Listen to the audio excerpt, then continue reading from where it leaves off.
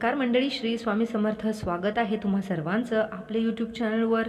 स्वामी महाराजांच्या कृपेने तुमच्या सर्व चांगल्या इच्छा मनोकामना पूर्ण हो, हीच मी स्वामींच्या चरणी प्रार्थना करते आणि आजच्या या व्हिडिओला सुरुवात करते. 11 मार्च 1689चा तो काळा दिवस. त्या औरंग्यानं वळवूद तुळापूर येथे संभाजीराजांना हाल करून ठार मारले. आधी त्या औरंग्याने शंभूराजांचे डोळे काढले होते, जीभ छाटली, संपूर्ण शरीराची कातडी काढून घेतली, त्यावर मिठाचा वर्षाव करत राहिला. त्यानंतर त्यानं राजांचा एक एक अवयव वेगळा करून औरंग्याच्या आज्ञेवरून त्यांचा तो तुकडे केलेला देह इंद्रायणी भीमेच्या काठी टाकून देण्यात आला. आतापर्यंत राजाचं शौर्य आणि धैर्य पाहणारी ती इंद्रायणी भीमा देखील आज राजांचा तो तुकडे झालेला देह आपल्यात सामावलेला पाहून जणू रडत होती. ते विखुरलेले तुकडे पाहून तिचंही हृदय जणू तुटत होतं. राजाचं ते शौर्याने भरलेलं रक्त आज तिच्या पाण्यात मिसळत होतं. त्या रक्ताची अंगार इतकी होती की त्यामुळे त्या भीमा इंद्रायणीचं पाणी देखील थरारत होतं. आपल्या शंभूराजांचा देह विच्छिन्न अवस्थेतील तुकड्यांमध्ये तिच्या पाण्यामध्ये पडला होता. इतका शूर राजा, पण आज मात्र राजाच्या त्या शरीराच्या तुकड्यांपाशी जाण्याची कुणाचीही हिंमत होत नव्हती. औरंग्यानं तसा आदेशच काढला होता. त्यानं फरमान सोडलं होतं की कोणी जर का शंभूराजांच्या शरीराला हात लावला तर त्याचे देखील तेच हाल होतील जे राजांचे झाले. औरंग्यानं दिलेल्या धमकीमुळं आजूबाजूच्या गावातील वाड्यावरील लोक देखील त्या इंद्रायणीच्या काठी जायला थरारत होती. रात्रभर ते शरीराचे तुकडे तिथेच पाण्यात तसेच पडून होते. आपल्या शूरवीर राजाची अशी अवस्था पाहून जणू सृष्टी देखील रडू पाहत होती. अरे, ज्या राजाने तुमच्यासाठी आपलं जीवदान केलं त्याच्यासाठी पुढे व्हा, असं जणू आव्हान करत होती. पण लोक मात्र भीतीने आपापल्या घरात लपून बसले होते. पाहता पाहता सकाळ झाली. रात्रीचा तो गुडूप अंधार जाऊन सूर्याची सोनेरी किरणे सर्वत्र पसरू लागली. त्या गावात राहणारी जनाबाई ही परटिणीचं काम करत होती. ती पाटलाच्या घरी कपडे धुवायचं काम करत असे. नेहमीप्रमाणे त्या दिवशी देखील ती पाटलाच्या घरचे कपडे घेऊन नदीच्या काठी कपडे धुण्यासाठी आली. जेव्हा ती धुणं धुवायला बसली तेव्हा तिला ते रक्तानं माखलेले तुकडे काठी पडलेले दिसले. तिला प्रथमतः कळलंच नाही की ते तुकडे म्हणजे आपल्या शूरवीर राजाचे आहेत. तिला असे वाटले की एखाद्या मेंढराचे तुकडे तिथे पडलेले आहेत, कारण तिथं तिने जवळ जाऊन पाहिलं नव्हतं. कपडे धुत असताना एक आतडं तिच्या हाती आलं तेव्हा तिनं ओरडून म्हटलं की माणसानं साऱ्या लाजा सोडल्या, आता अशी आतडं देखील पाण्यामध्ये सोडायला लागले. तेव्हा तिथे जवळच असलेला मेंढपाळ म्हणाला की हे आतडे आपल्या शिवछत्रपती शिवरायांच्या मुलाचे म्हणजे संभाजी राजांचे आहेत. काल औरंग्यानं राजांचे तुकडे करून या पाण्यात फेकले. तू तिथे जाऊ नकोस, नाहीतर औरंग्याची लोक येतील आणि तुला पकडून नेतील. त्या औरंग्याच्या भीतीमुळे सारी लोक आज घरात दडून बसली आहेत. तू देखील घरी निघून जा. आपल्या संभाजीराजांच्या शरीराचे तुकडे हे ऐकल्यावर तिच्या डोळ्यातून खळाखळा पाणी वाहू लागले. तशीच उठली आणि गावाकडे पळाली. ती दामाजी पाटलांच्या वाड्यात आली. आता सर्वत्र शंभूराजांच्या मृत्यूची बातमी पसरली होती. बघता बघता सर्व गावातील लोक पाटलांच्या वाड्याभोवती जमा झाले. आपल्या राजाची अशी अवस्था पाहून सगळ्यांचे चेहरे उदास झाले होते. प्रत्येक जण अश्रू गाळत होता. तेव्हा तेथील मंदिरामध्ये गोरक्षनाथ येऊन राहत होते. ते त्या गर्दीतून पुढे आले आणि म्हणाले की आपल्या शिवाजी महाराजांच्या लेकाचं रक्त हाडमास आपल्या गावात आलेलं आहे. ते असंच नदी किनारी बाजूला पडावं आणि आपण मात्र गप्प बसलेलो आहोत. या गोष्टीचं खूप दुःख वाटत आहे. गोरक्षनाथांचे ते बोलणे ऐकून मंदिराच्या बाहेर बसलेला गोविंद महार लांबूनच बोलला, तुमचं बोलणं खरं आहे.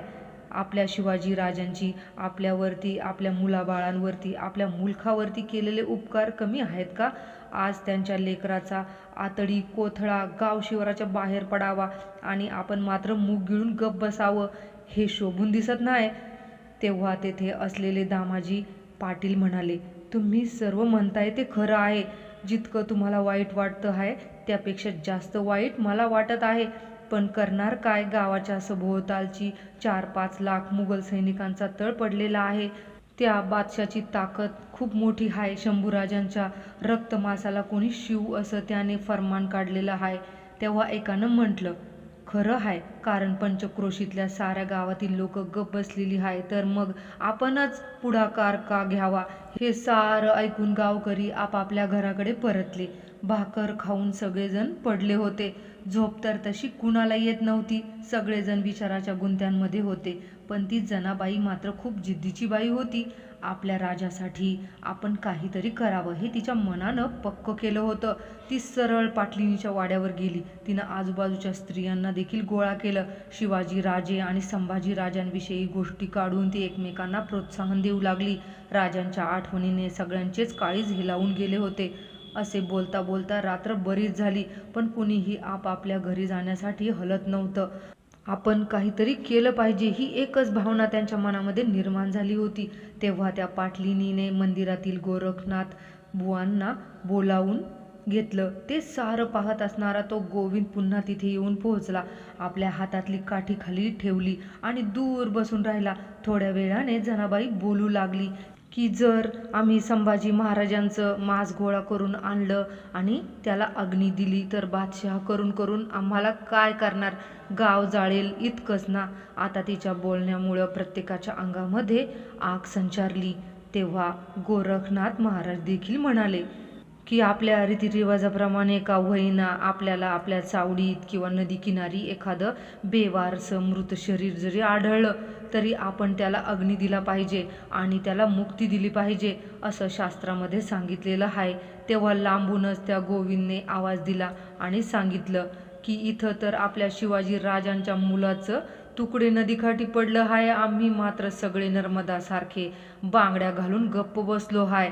ज्या राजानं आपल्या जनतेसाठी आपल्या जीवाची पर्वा केली नाही तिथं आपण मात्र आपल्या जीवाची पर्वा करत बसलो आहे. हे ऐकल्यावर सर्व स्त्रियांच्या अंगामध्ये जणू माय भवानी सळाळली. चला नदीकाठी आपल्या राजाचं तुकडं गोळा करून आपल्या राजाला अग्निसंस्कार देऊ. सर्वत्र एकत्र आवाज उठला. सर्वत्र काळभोर काळोख होता. पण त्यावेळी त्या सर्व लेकींच्या अंगी मात्र एक नवीन जोश निर्माण झाला होता. साऱ्या जणी आपल्या पदराला खोचत नदीकडे निघाल्या. तो होणारा गलबा दामाजी पाटलाच्या कानावर देखील गेला. आतमध्ये झोपलेल्या पाटील गडबडीने बाहेर आले. तो आपल्या पत्नीस म्हणाला, कारभारणी बाई, हे काय चाललं आहे? बादशाहच्या हे लक्षात आलं तर काय होईल हे कळतंय का तुम्हाला?